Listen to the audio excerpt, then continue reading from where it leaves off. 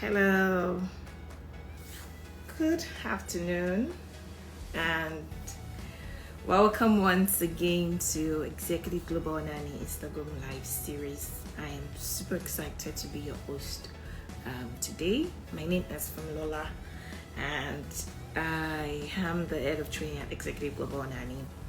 So, what we do at Executive Global Nanny is to help families get trustworthy and professional child caregivers, while also MTK International, thank you for connecting, while also helping nannies achieve the best of their career as professional child caregivers.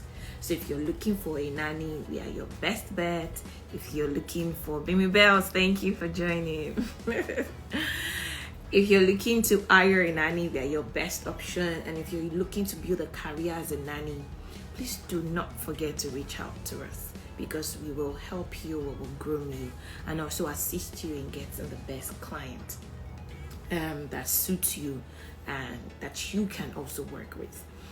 Today, we are going to be having a conversation on abuse in childcare. This is a very sensitive topic, and our guest today is a powerhouse, and we are super excited to know that she is here.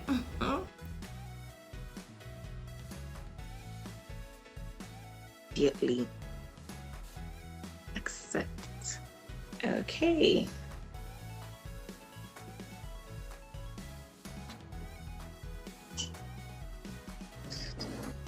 Hi, good afternoon. Thank you so much for doing this with us. We are super grateful. You're welcome. So You're I'll welcome. just Thank you dive for in. having me. Yeah. Okay. I'll just dive in so we don't waste too much time. Thank you everyone that has connected so far. So our guest here is Patience Osinaike. And I'll just give her, did I pronounce that correctly? Yes. Yes. Okay, so please tell us a little bit about yourself, ma'am. Okay. My name is Patience Osinaike, as rightly pronounced. I'm an educator, I'm a teacher. I work with children and their families for a living, and of course their communities. I try not to leave that out of the equation because it is very important. Mm-hmm. And I do this through classroom, teaching, community engagement programs, and of course online media, publications and interviews in newspapers, radio, TV interviews, advocacy movements, just to ensure that our children are getting the best, learning experience, and of course they are safe as well, not just growing and developing, but everyone around them is supporting them to be the best that they can be. Thank you. Now, I'm sure everyone but you agree with me that you are a powerhouse. You're taking this just beyond one channel, like multiple channels. And I think this is a very good drive. Thank you for expressing your passion this way. And I know that your reward will be much more than you can even talk about. So today we're talking about abuse. And just like you rightly said, that the children are safe. Yes. And for every home, when they want to bring in someone into their home environment, home definitely should be a place of safety. Now, hiring a nanny definitely has some risk involved, and one of that risk is abuse, and which is why we want to talk about it, because it's a hard conversation that a lot of people shy away from, even both from the nanny and from the client. Maybe not necessarily from the clients, because clients are more vocal about when something is wrong with their child and it's coming from the nanny. But when it's the other way around, it's a bit unheard or silent or not really loud, So now when we talk about abuse in the childcare setting, what are the different kinds of abuse you think are imminent, or what does that really entail? Wow, that is deep, and I'm glad we're having this conversation. It is very important. Before I go into the types of abuse, I like to say something, and this is what I say to people, both whatever capacity that you feel to work with children, you feel into work either as a parent, as a nanny, as a caregiver, as a gatekeeper, you're guiding an environment where we have children. We need to remember that it's a call to service. It's always a call to service.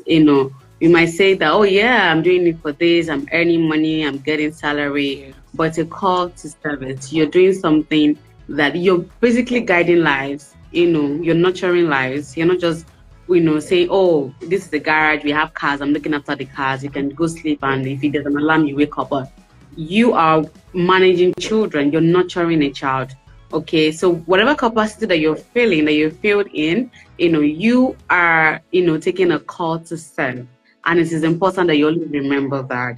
That comes first before whatever they're going to give you as a remuneration and all of that. Even as a parent, yes, before you say, okay, it's a call to service. Yes, you give birth to them, but you have to serve them. You have to. I know what it means to serve. It's a whole lot. So we need to always remember that. Now, looking at our topic today, abuse in childcare.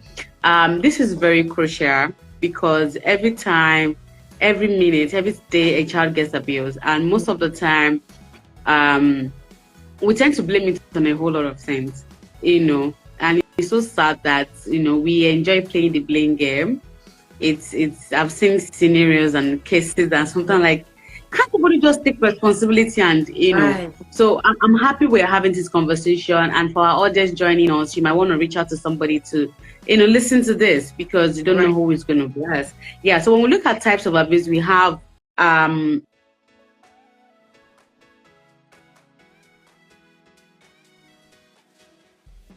you would definitely, it happens everywhere.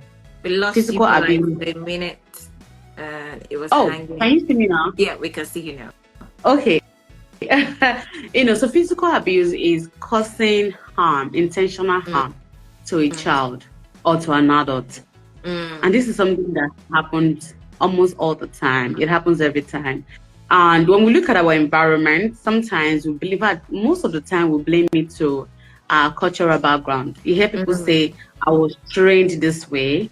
When I was growing up, they do this to me, they did this to me. So what is the big deal? Why can't I preach? Why can't I clap? Why can't I bring out the cane and all of that? Now, we're forgetting the fact that it's a whole different time right now. The societal condition is beginning to adjust. So there's some things that you probably worked then, and I'm not taking out the aspect of discipline, positive discipline, but I'm saying causing intentional harm to a child or to an adult to make them feel bad, to show them on their body that I am going to hurt you, and you're going to see the scar that I have the potential to hurt you. It's a type of abuse, and it is not acceptable. It is not allowed. Then we have the emotional abuse when we use our words, when we do things that gets the people in their head. For example, telling people that they can mount to a thing, even a child, or you have people working with you and you're just like making them know that you can't go below this level. You're going to be this, you're going to remain this, and all of that. It's an emotional abuse. And the truth is, when you start with physical abuse and say, oh, I'm just hitting the person, it gets into the head and it gets into the heart. And the person will begin to process it, either as a child or as an adult, and that automatically causes emotional stress for that person. And of course, we have neglect. Neglect is the highest form of abuse, which is the most popular, where you deny people of their basic needs. Feeding, clothing, supportive environment, conducive and safe environment. You deny them of it. You deny a child. You're working with a child, you have the responsibility of looking after someone's child, and you have the timetable. This child feels that this time, I have to take this, change your nappy. Yeah, change your nappy. And you are aware, but intentionally, maybe due to so many reasons you may want to come up with, which of course I would say is not valid, as long as you're not doing what that child needs at that time. You choose not to. You see a child that is soaked, you're supposed to change the child that nappy. You're probably on your phone, so when you deny people of their basic needs, their comfort, something that keeps them going in life, even as a baby, something that makes them feel comfortable, that makes them feel happy. They are hungry, they need to eat. You're an adult, you need to prepare your meal and all of that. But when we are denying this, it is neglect. It's an abuse. People do it all the time. And sometimes they tell you that, oh, it's nothing, you get by. It's a big deal. And of course, we have sexual abuse. This is, forceful penetration into a child, which is something that it's weird. It's weird. But the truth is, we are where we are. This is the society that we are right now. And these issues are real. I've heard cases, I have seen cases, we've had to treat cases. I'm a member of the Child Protection Network in Lagos, and we've had to, have access to a lot of, and you keep wondering, why would somebody do this to a child, a baby? How can you be attracted to a 2 months, a 3 months, to an extent that you want to penetrate the child, you want them to do certain things, or even the older children, you're exposing them to pornography and all of that? It is sexual abuse, and it is not. It is terrible. In fact, the effect is long term, for anyone, even for a nanny. If you have people working with you are grown-ups and you want to take advantage of them, you're going to damage that person. You're going to damage that person. And the truth is, anyone can be a victim, either the child or the nanny or even the parent. Anyone can be a victim of all of them. And of course, lastly, for caregivers especially, they can become victims of abuse through victimization, making them to feel less of themselves. This person is working with you. This person is working with you. But, power, they say power intoxicates people. And most of the time, just some level of power, just tiny. That is why when you go to certain companies and you want to see the general manager and the security guard is fronting, and you're wondering, I'm here to see someone. Why don't you pick up the phone and call? Power. And so that happens a lot of time in the homes as well. We have someone working with us and we see them less of ourselves and we want to treat them badly. These are areas where caregivers are also prone to, abuse as well. Wow, this is really, really, this is really, really informative, And I think one of the part that struck me was the aspect of feeding when neglect. When you were explaining neglect, and you were trying to say that when you just take someone out of their comfort, when you deliberately do that, that is an abuse. For in some cases, right? Now I'm trying to take this very practical, but for the nannies, because now abuse in childcare, I'm sure we're both looking at, from your explanation, we're looking at for the child and also for the nanny, because these are like the primary victims in a childcare setting. So if the child is not being abused, it's probably maybe the nanny that is being abused, maybe in different cases. Now, if a nanny, I know, like I always advise families, every age has their peculiarities. For a Gen Z, right, they are more attracted or more interested in their phone. So one of the shortcomings they might have on the job, for some of them, not all of them, is trying to, get to social media when they're supposed to be at work, when they're supposed to be focused on the child. And then you find out that it's meal time, but the nanny is not feeding the child or is carried away. For most of them, they don't see it that way, like this is an abuse. It's a bit subtle, but it is an abuse. Just if I'm correct from your it is. Because you're denying that child something at that time. And that's neglect. Yes. That's neglect. Now, in the case of a nanny, where the family, in some homes, feeding is a big issue. And for most clients, trying to clarify that even before we place. Now, if you say, oh, your nanny works for you, we've actually had cases where the nanny takes leftovers. So the eating pattern in the house is that after the main family eats, that is where whatever is left is what they give to the nanny to eat. Or some nannies will complain of food that has stayed long in the freezer. That is, they don't give them, they don't allow them eat what the family is eating. They eat something that is like a leftover in the freezer and they tell them to warm it. And then, for some reason it affects the nanny psychologically, or the nanny just feels. But how do you explain to clients that this is a form of abuse? It is, because when you do that, in literal terms, leftovers are for animals, for your pets. Yes, for your pets, for your animals.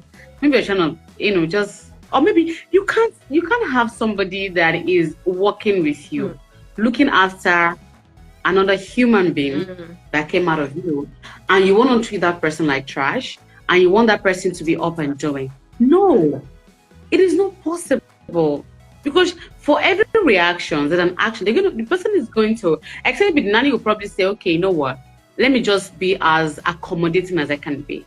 But for a lot of people have stretch limits. Right. You're going to get to a point and the person will feel like, why? I'm not asking you to buy me a house. I'm not asking you to make me one of your beneficiaries or one of your, on your inheritance. I'm just saying that I'm here to work for you. I should be able to get some level of treatment, and that is where equity comes in. That is where equity comes in. I'm not saying that, oh, I need to put on your children's clothes, I need to sleep in their bedroom, but whatever I'm going to have to lay my head at night should be comfortable. At least whatever I'm going to eat should be comfortable. Thank you. And mentioning this just drives me back to some of the feedbacks that we've gotten. And I think maybe when we actually term it to be in the category of abuse, it starts to sink in for some people, so you can accommodate, for some families they can accommodate an extra person in their home, so they opt for a leave out care. But in some cases they actually need a living nanny, but they don't have the space. So you make the nanny sleep on the floor, or you make the nanny sleep in the sitting room, just some form of discomfort, and you expect that the nanny should be understanding, or you expect the nanny to it's not valid. Thank you. Because if you're gonna have somebody come stay with you, you should make provision for the person. For that. And like, if you cannot, you should have a leave out, because technically, I think this is also applicable to the environment that we are in. I have a friend that is moving, some of his family abroad, and they were very specific. You're having more children, you get more space for them. You can't have two genders in the same room. So if you're going to have someone coming to live with you, that person should get a room. So if you say that, I want somebody to come live with me, right? Then I'm saying that I'm going to take responsibility for your basic needs. If I'm not doing that, I'm neglecting your basic needs. I am abusing you. If the nanny want to take it up with you, you get arrested for it. So there's no point. There's no point. Why would you have somebody, come into your space and they are living in such a way that is so bad? They will probably rather go back to where they are or find other opportunities. And that is why some of these people, when it gets to a point, I'm not trying to make excuses, but like I said, they get to that stretch limit, they don't have anybody to talk to, and they begin to find a way to get back, to make you feel a bit of their pain. They can't actually say, madam, I need a space to stay, but they are uncomfortable. Right. Yeah. Thank you. You're welcome. Thank you so much for this. And I think we really digested so much. This is a very interesting and important conversation. Yes. For some families, they don't talk about it, or they try to waive it. They're quick to talking about how bad their nanny is functioning, and not talk about the work environments that their nanny is actually, operating from. So I really like this explanation. Now, I would like you to talk about some of the red flags, because now we've talked about from the nanny angle. From the parent perspective, or from the parent's family angle, what are some red flags that they can pick up, or they should look out for at the interview stage, that can help them see if this nanny is going to be abusive, or this nanny is a potential risk to their children? Children. Interesting. So I think one of the things that they want to find out is the background and the consistency in the background.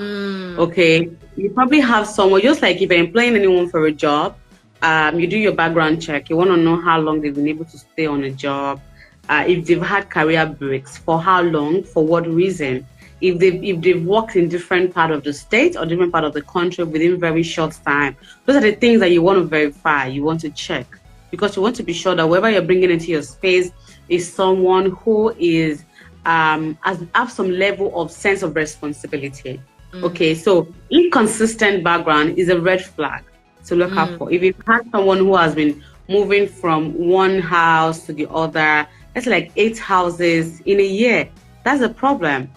That is a problem, because you need to ask, what is it that you're not meeting your goals, or the families are not meeting their goals, or there's a clash, or you guys don't know what you want? If you're good with babies, are you getting babies offer? Or if it's the elderly ones you love to work with, are you getting the offer? Or, what exactly is a problem? So that's one thing that the parents, families need to look out for as well. And also need to look at controlling behavior, how those people might pretend a little time, But after a while, but I don't know how it works with placement of nanny, but I know that in the education sector, when we have caregivers coming in to work in the school system, we usually give them a week, just a week, before official resumption to come into the school building. That's something I recommend, and I like see it happen on my place of work.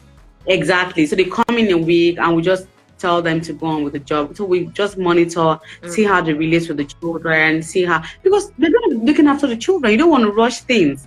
And that is why as parents, you have to make plans. It is not today, that you're going to give birth to children, you're going to need help. Yeah, there could be some life circumstances that will warrant that there's a need to have immediate help. But oftentimes than not, we have those opportunities to make plans and say, okay, I'm a young person, I'm getting married, my husband, this is what he's doing, this is what I'm doing, we won't have that time. So maybe when our child is 6 months or a year, we need help. Then you start planning, you start making inquiries and all of that, you start doing your checks. Okay, so we should also put that into practice. Let them come around and spend time. Watch them, watch how they interact. People don't pretend so long around children. That is what I tell people. You cannot pretend so long around children because you are relating with humans that are very innocent. And somehow their innocency will bring out the flaws in you. If you cannot handle their tantrums, after a while, you can't hold it for too long. You will scream at them, you will shout, you want to hit them. You want to use certain words. So that's a thing that we should, and from that way we can tell if this person is controlling or if this person is someone who is accommodating, or if this person is someone that can actually work in this space. Yes, it might be challenging, but he or she knows how to manage children's behavior. So checking out for controlling behavior, their inconsistent background. And I think another thing I also want to talk about is the negative attitude, not just towards work, towards everything. Strike a conversation, ask them about the environment. This is what I do with normal people. I ask them about environment, I ask them about things, politics, just things generally, and note how they react. I'm going to digress a little bit. I was having a conversation with somebody last week, and the person was just complaining and all of that. Nigeria is this, Nigeria is that, Nigeria is that. I'm a Christian. I'm a firm believer in the word. And one of the portion of the Bible says, we should pray for the land. Even when we feel that things are not right. We still have that responsibility to pray. I don't want to get to heaven and God is saying, why didn't you pray for Nigeria when you had your time to? So, pray for the land. You're here. Even if you feel things are not working. And this person was like, no, you cannot do that, you cannot do that. And I said, okay. Then I started asking, okay, what do you want to do? Where do you want to go? And he started talking, Nigeria is this, you want to go there, want to go there. And my next question is, do you have an international passport? And he said no. And I said, you don't know what you're talking about. You obviously don't even have an identity right now. So when we have conversations with people, when we strike conversations with them, either in their native language or we have somebody, have talk with them, it reveals people. Conversations reveals who people are and the potentials that they have in them. So through conversations, you can tell this person has negative attitude, so on certain things, because if those things are in the house, if those things are conversations that will probably come up in the house every now and then, that person will react, and energy transfers. The person will transfer the energy into the children. Someone like me, I don't complain, not because I don't have things that I will probably start grumbling the whole day about, but I don't do it because when I do it, I believe that it breeds negative energy. And for God's sake, I have just 24 hours in a day. I don't think I want to have negative energy for 24 hours. So what do? I have to reposition my mind to be positive and see good in everything. So, these are the things that we should look out for. Parents, families should look out for. That is why you have to take your time. Don't be in a hurry. Take your time. And if you have to be in a hurry, do your checks. But make sure you have those conversations, with your potential nanny that will be coming to live with you, to look after your child. Very important. Thank you so much. Now, I have so many questions all from this, and I know we have so limited time. But firstly, I like the fact that you were able to tell us that in the school setting, you actually take 1 week to monitor or to study. Yes. We actually have that option in the in-home, when it comes to placing of nannies. But a lot of time, most families don't have that time. Like, Hmm. this is not textbook, this is reality.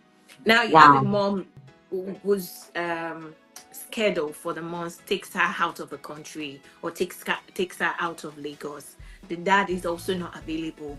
They really need help in terms of someone reliable that can stand in when they are not around. Having that 1 week to monitor is Hmm. quite a lot.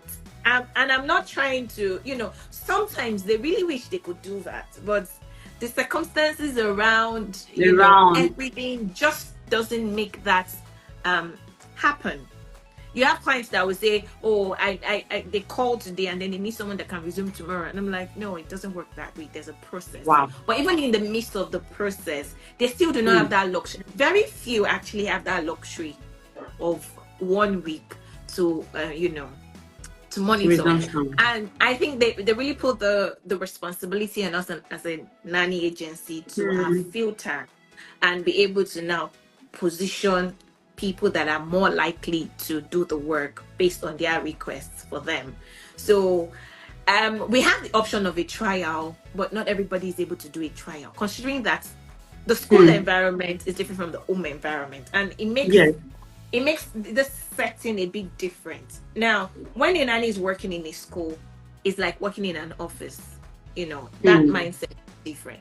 But when you're working in a home, is the environment is the setting restructures, Yeah. the brain. It's not like you get to Hmm. see other people, but this is you. There's a domestic part of it, Yes. you know.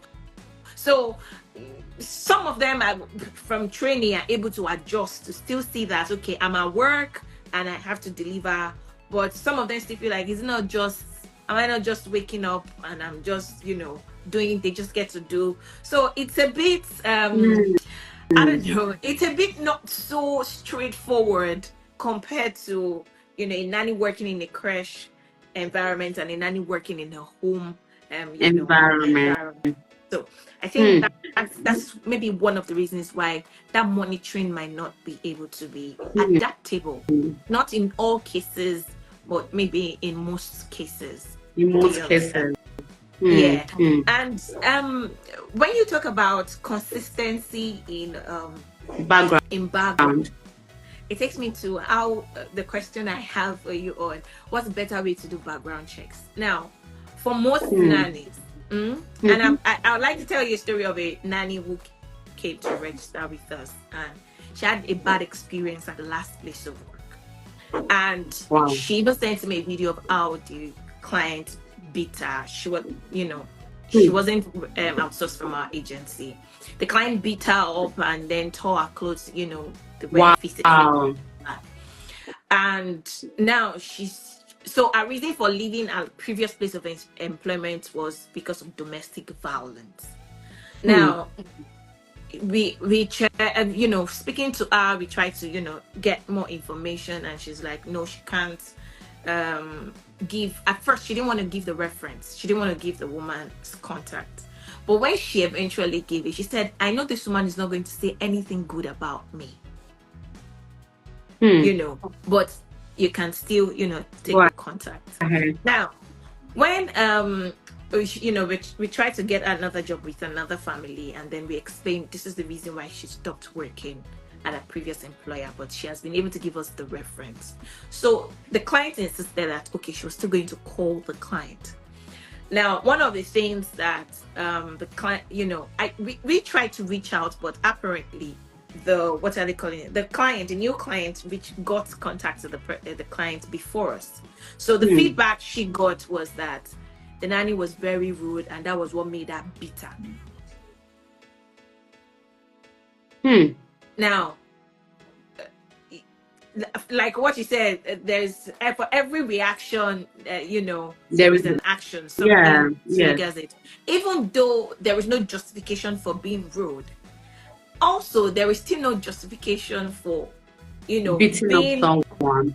Yeah. Do you understand? But for some reason, you see, that rude part, that negative feedback was what influenced the decision of the client not to choose her. Hmm. Now, Hmm. when we now have nannies who have histories like that, because the truth is, not all nannies have good references. Like the last place they work, for some reason they were at fault, but the situation made them react that way. Now they need someone to believe in them that I can do better if the conditions are a bit right. How do they, keep up with? Because for that kind of nanny, if she goes somewhere else to look for another job, tell me if she's going to say the truth about, our work experience, or she's going to lie about it. And which is why some of them will come and they say, oh, my former employer traveled out of the country and they don't have the contact again, because that's like most of the excuses you get. When you say, okay, why did you leave your former employer? You say they traveled out. You can't fault that. So it's really creating a stress, or what's the word now? We are not getting the actual information on that consistency in background checks. So I don't know, is there any other thing you think can be done, or that we can put in place to do that background checks better? Because this is a practical issue and is a reoccurring issue, really. Yeah, I understand. And like I said, this also can also apply to even in some workplaces. Yeah. You do your CV and just take out some names on your CV. You don't want the organization on your CV because you just don't want it. So I think the first thing we need to look at is empowerment. We need to be able to empower nannies. In as much as we know that when we look at the level of literacy, when I mean literacy, not just reading and writing, of knowledge and knowing what to do, the house owner most likely have that advantage over the nannies. We need to empower the nannies and let them know that there's something called evidence-based reporting. If something is happening to you in the house, you have to find your way to gather evidence, such that when you're going to have to make this report somewhere else, or you're going to go to somewhere else and somebody is saying, you can come out and say, this was what happened to me. You're not just putting out stories. So we need to empower them. We need to empower them to also be able to speak for themselves. People sometimes find themselves in certain situations and they be like, well, I don't want to do this. Yeah, we have professional nannies, people that's what they do for a living and they enjoy it. They travel with families. It's like a profession for them. Yeah. And we have those that are like, you know what, this is just what I want to do for the meantime. Why I go get something else to do. So the circumstances are different. For someone who's probably looking at it in the long term, would make conscious effort to ensure that whatever is happening, this is a long-term dream for me. I want to be grounded in this. I want to make sure I have good relationship and all of that. But for someone who is just there and say, let me just do this and I want to come out, person might not put in so much interest, except there's a change in the atmosphere. Maybe the families are very nice, or maybe something, so we need to empower them. You have to speak for yourself. You have to always ensure that there's something called evidence-based, reporting, and there's a witness. There could be cases, so many things could go wrong. We are all humans, and just the way people can fight in workplaces, at the bus stop, in their homes, people can fight anywhere. Two people can clash. So even you and your boss, or your madam, or the oga, the driver and the oga, anybody could have a clash sometime. But we need to get to that point where we know that this is what I deserve. This is what is happening to me. And this is how best I can gather evidence. Because like you said, when they keep going out, they have to, because of course, you look at it, when somebody comes and tell you that, oh, this nanny left our house because she was doing this. You look at yourself, you look at your children, you're asking yourself, do I want this person in my space? And you know how judgment travels fast. You're not even taking time to even ask the person on a personal level that, oh, what happened? Tell me more about it. We're making our instant judgment and we just want to write the person over. And moreover, in a case where you know that you could get any other person, so you don't want to waste time, negotiating and start, except there's something special about this person that wants to make you, give the person a consideration.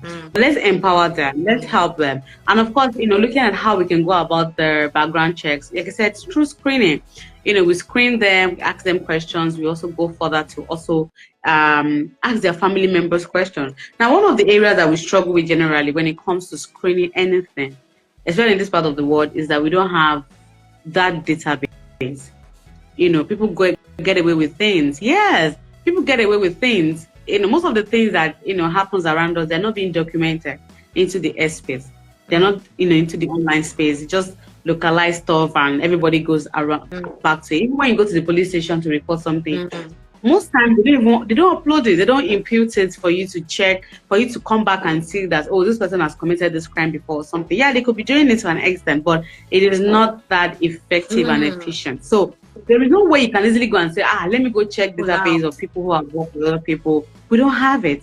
So that is a different, but so most of the time you have to go through words of mouth, relationships, friends, previous employers, neighboring people that they live with, the community where they stay, to be able to get some of those findings. And it is what you gather that you use for your judgment and your decision making. So you want to do the screening, you want to ask the questions, and of course you want to do like I said, personal verification, and all of that. And of course, it's so funny that here, when you do all of that, people tell you, just commit it into the hands of God. Be prayerful that this person will be good for you. So when we put in the religious thing, we just somehow just relax our mind that God, whoever is coming into my space should be good for I and my children. Well, prayer is a good thing, but we have to do all of that as well. And of course, criminal checks. We have to do criminal checks. You have to check that this person, like I said, we don't have much of those database. So you might even go ahead and say, do criminal check. You get the documents, but how true is it that this person has ever been to the police station before, has ever committed a crime before? So there are a lot of lapses, and not just from the maybe from the people or the agency, from the society, from the community, from our government, and of course from the places that we find ourselves. Yeah, so those are way, but most importantly, empower them, let them know that you have rights to speak, you have rights, but these are the things. Let's set boundaries so that we're not clashing into each other. When it gets to a point where you know that your madam or your guy is beginning to act this way, what is the first thing that you do? You go back. You have to regret. You don't have to attack. It is not your place to, relax, pull back as much as you can. At least first off, to avoid any kind of physical assault on you. Pull back.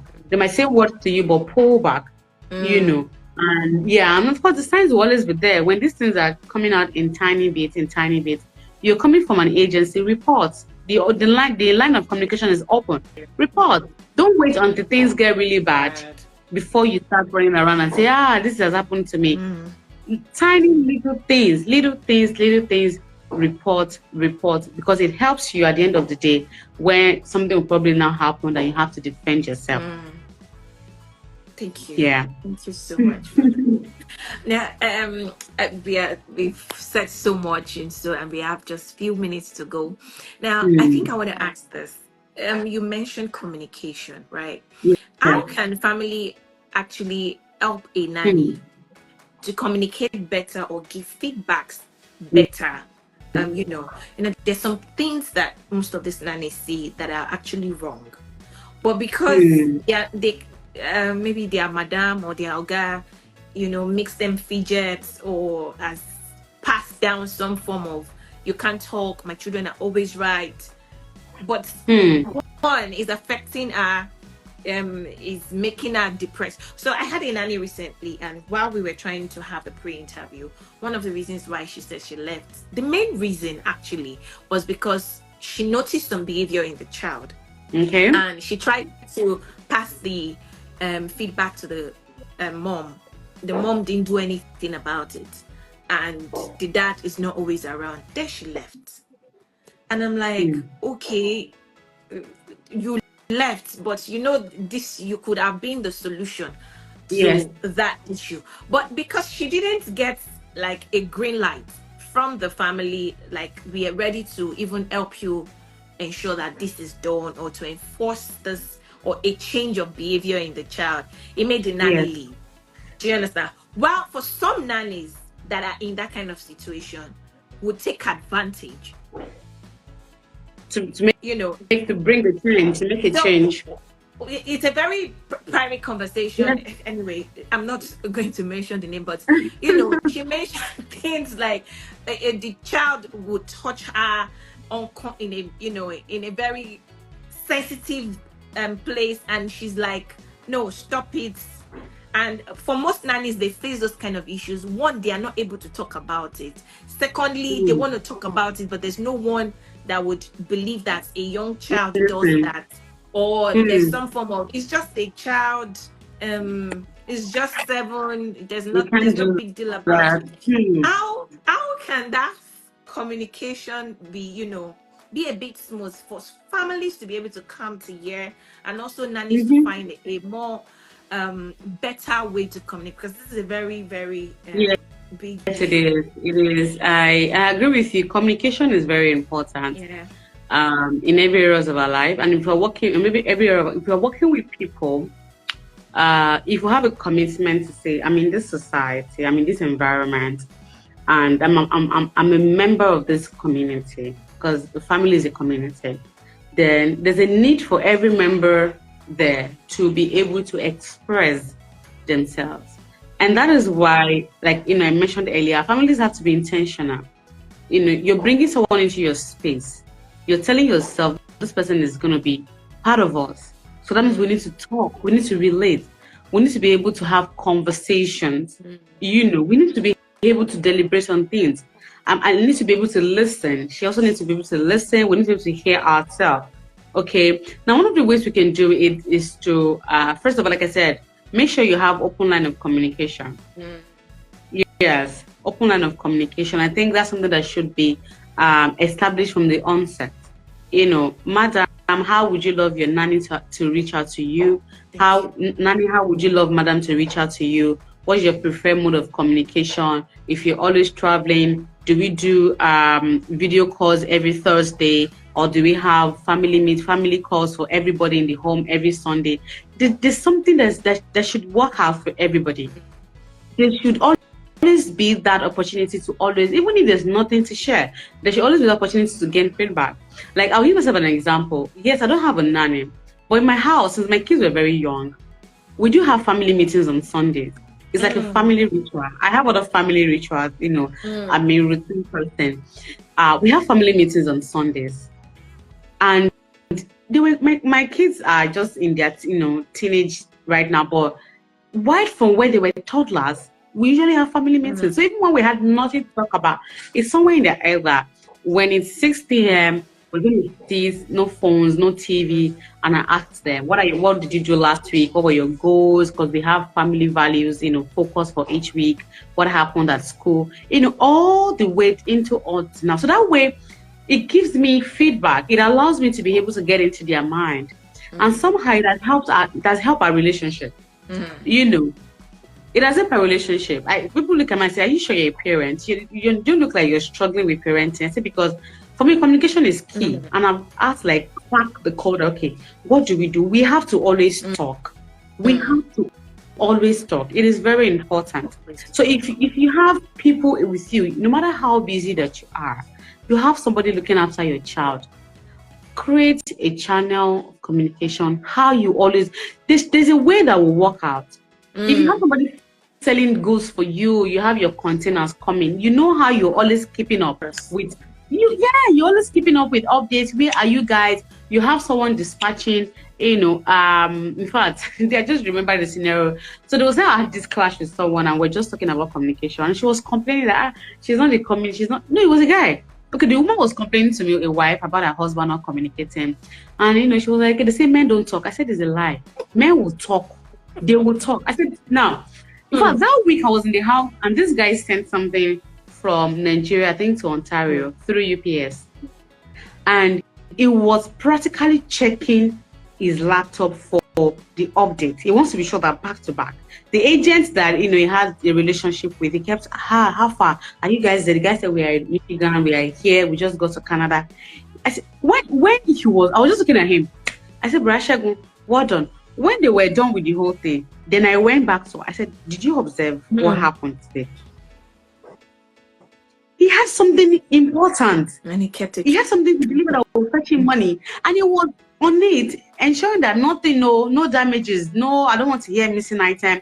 He was practically following, not to not talk of somebody that he called you. So people will communicate when they want to. But sometimes we have to let them know that, you cannot just do it. If I'm taking care of your kids and I'm in the house alone, and you're feeling so cool, 2 weeks, 3 weeks, we've not had any communication, you've not reached out to me, and even if it's just, oh, let's always have a text.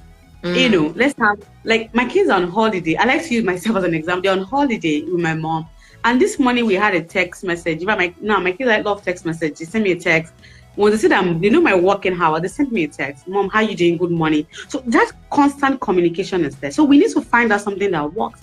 How would you love to communicate with your nannies? If you have a phone line, you don't want to call on the direct number, not to distract, have a time that, even if it's just every evening, 4 p.m. every evening, call. If you're going to come back home, maybe you're going to come back home late while the nanny is asleep or something, have a time to walk. You can do it. Parents, you can do it. It is possible. It is doable. Have a time. It's just 30 minutes check-in every day out of your 24 hours. What is happening? How are you guys doing? Are you okay? I'm just checking in. That's all. And by the time you even do that, this nanny will know that, no, I'm a priority. The child is a priority. So even when there are concerns, this person will be free to want to talk to you, want to ask you questions. Because that communication, when you have consistent communication that is effective, it builds trust.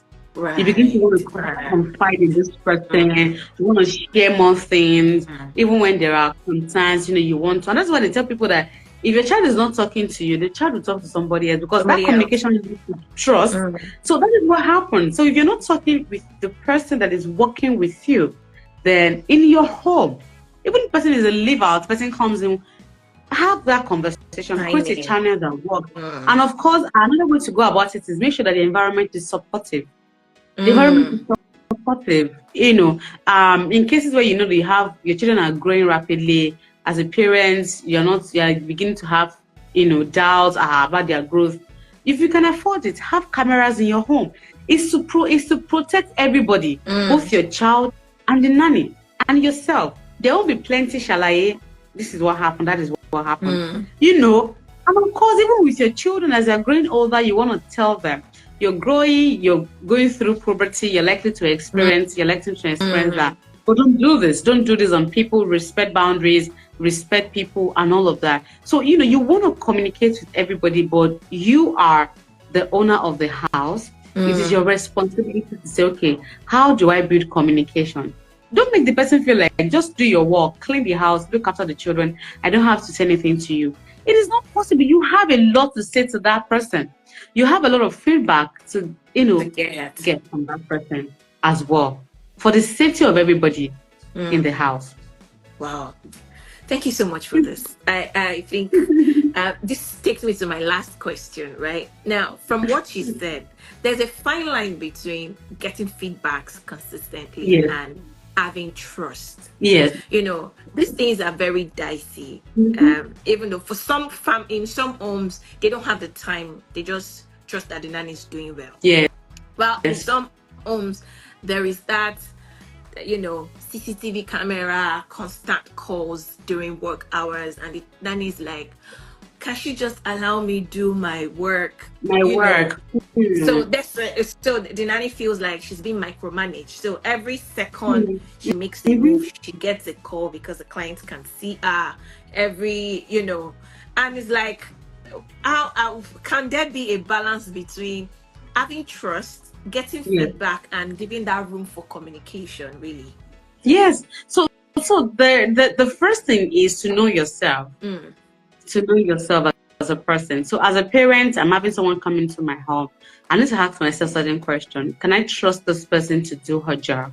These things. The truth is, parents know. Just like you dropping off your child in the school, you don't know some of the teachers. The school now tells you that they are capable, they are good. You don't know some of them, but there's this level of trust that my child is in school. And sometimes so I just even leave the children from 6 a.m. to 8 p.m. You're coming, the next thing, you can't wait to come drop back. So you need to have that level of trust that this person is coming. I requested for this service and this person will deliver. And that's why I mentioned earlier about, check-in.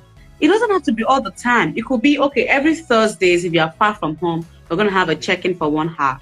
And if you live in the house, every day, okay, we're going to have a check-in when I come back after work. Right. So don't choke the person working with you. People don't like to be micromanaged. They also you need to give them that space to be able to work and to have some level of independency and grow some sense of responsibility, which is going to improve their productivity. So but there's a need to have that conviction in your heart that this person is coming to do something for me. It's just like when we order Uber, and the guy comes and you just hop into the car. So that we don't.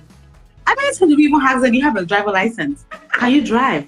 We don't even ask. We don't ask. We don't ask. We just somewhere in our head. It's a conditioning that this guy knows what he's doing. We get on the plane, the pilots, we're not asking, do you have a license? Can you fly this plane? We're not checking, but it's, trust this person will take me to where I'm going. So if you have someone in your home, there should be that level of trust to say this person will deliver. And when it comes to, communication, create something that works for you and works for your nanny. That is why you have to talk. Let them know that, maybe I've had the previous nannies and these were the issues. So I'm a bit concerned and paranoid, but I'm trusting that, the narrative will be different. So how best can we communicate? Because I'm likely to check in. Or if you have parents who have children with special needs, they're likely to want to do check-in. They want to be sure that there is no, very severe moment. The child is not having and all of that. But you need to communicate, you need to talk. And that is why you need to start with that communication, that conversation. Okay, how do I check in? You have your timetable, the child is sleeping. If we say the child you're not supposed to put the child to sleep, you can't be calling because you're going to distract the child from sleeping, you're going to distract the nanny. And if she's not picking her calls, you're angry, you're like, hey, I'm a boss, why is she not picking my call? It's a ripple effect. Exactly. So you want to have that talk. And like I said again, have a trust in the person with you. You guys employed drivers, you have a security guards, you go to sleep at night with the hope and the faith that that guy at the gate to do his job. If somebody comes knocking at 1 a.m. that's not supposed to be here. So if you have somebody looking after your child, you should have some level of trust for that person. Make sure you have communication, but don't let it be choky. Let them know that I trust you to do your job, but I would like to have a check-in, maybe 20 minutes past 5 o'clock. During your own resting time. Create something that will work for everybody as well. And of course, feedback, when you get feedback from your nannies, don't just get feedback and process it. Yeah, some feedback could be good and some feedback might make you feel like, the truth is, if we have parents who don't even have access to their children every day. So the nanny basically see more of your child, just the way teachers see more of your child. True. So they're telling you certain things. Don't just flag it up and say, no, you can't talk to me about that. Take your time, process it. Because you are a parent, you are a teacher, you're also a learner as well. You're learning from everybody. And whoever is working, but I think I once made the statement that the nanny helping you to look after your child, it says you're paying them. You're like doing co-parenting because somehow they're stepping into the shoes. That child needs to cry to somebody in the afternoon for food. The child wants to talk. If it's grown up child that can talk, you want to have conversation. Parenting duties. You kind of having somebody in your home as a third parent. So I know a lot of parents would like, no, don't say that, but that is the truth. You also want to stepping into that parenting shoe to be able to fill in some gaps for you when you are not there. So you need to have some level of trust for that person. Very important. Wow. Thank you. And you see, this conversation just keep driving in. And I really want to thank you. I know I mentioned that we've come to my last question, but while you were talking, some thought just came again. Now, for the family that have had a case of an abuse, like maybe the previous nanny they had actually abused their child, is there anything you'd like to say to them? How can they help the child, heal in some way, and also how can the parent also heal? I know that it's a difficult one, because most of the time parents don't get to see their children the same. We don't get to see their children the same, and because we can't get into the head of the child, so the child has experienced this, is already it's formed, and because we know children are curious beings. Yes, that's happened and all of that, but they will process it. Children process things. And when they process things, if not properly managed, they look out for ways to explore, to do it. And that is why we talk about children abusing other children. children abusing, even, going on and saying, okay, somebody did this to me, let me do more of it to myself, as well. Now, when we have cases like that, the first thing I'll always tell parents is, you're not a bad parent. Yeah, you brought someone into your place and the person has done this to your child. That doesn't make you a bad parent. Okay? You have, every right to seek help. We all need help. And one of the ways of getting help is somebody coming in to provide extra hands to taking care of the day-to-day running of the home, which is absolutely fine. It is absolutely fine. So it might not even only because of the child. Even for you as a parent, you need somebody to also have some talk, to talk to and all of that. You want a distraction from work. Sometimes our nannies also fill those gaps for us because we just have conversation about other things. So you're not a bad person. You're not a bad parent. You've done what you think is best for your child. So you need to accept that. Because if you don't accept that, you're going to keep blaming yourself and you're going to transfer that energy to your child and you won't get a solution. So accept the fact that you're not a bad parent, you're not a bad person. What has happened has happened. And secondly, of course, seek therapy. I know in this part of the world, people underrate therapy. They say, oh, it is necessary. It could be anything. It could be talk therapy, which is one I always suggest for a lot of people, especially when we have children and teenagers concerned. Talk therapy. You can sign them up for talk therapy. Let them talk, through creative means. Let them express themselves. Let them feel it. Let them sit with whatever has happened to them and talk about it. Express it. Exactly. The children will still have fear. The child will still be having flashes. Let them talk about it. Seek professional help. Seek professional help. I know families will come in and say, don't take it outside. If people get to know about it, they would say, there are professionals that confidentiality is key.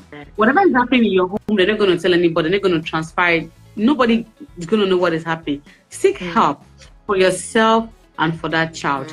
And another way to also do is also ensure that your environment is reassuring. Environment is reassuring. If something has happened and there's a particular scene, a particular location in the home, for a while you might want to avoid that child going there. Maybe a particular race, maybe the child's room that maybe they're abused to. Let the child stay off that premise for a while. You can do it. If it's okay, we're able to do this. Let's go spend some time with our grandparents. Do something that helps the child to have new memories. It might take a while for them to take off that from the head. This has happened to me and all of that, but help that child to build fresh memories, beautiful, sweet memories, which would help him to be able to, and of course, consistent reassurance. And that is why when you have new people coming to work in the space, let that child know that, don't worry, this is a good person. Okay. This is life. Yes. We could have bad people, we would have good people, but this is a good person, and this person is also here to help you to heal. And that is why when we have cases like that, not every family will come up, but I think it is important for them to also communicate to the agency that my child has gone through this.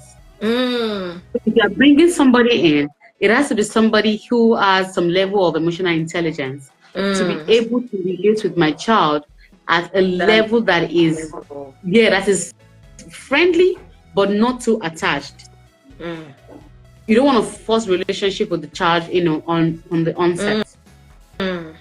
Yeah. So if parents are able to communicate that with the agency in confidentiality, it's going to help the agency to be able to place somebody who is probably matured, somebody that is more experienced, or somebody that understands a bit of child psychology, to be able to okay, let me work with this child. Let me help this child. Let me create more memories, sweet memories, with the child. And even contribute to the healing process. Exactly. I'll contribute to the healing process as well. Yeah. Wow.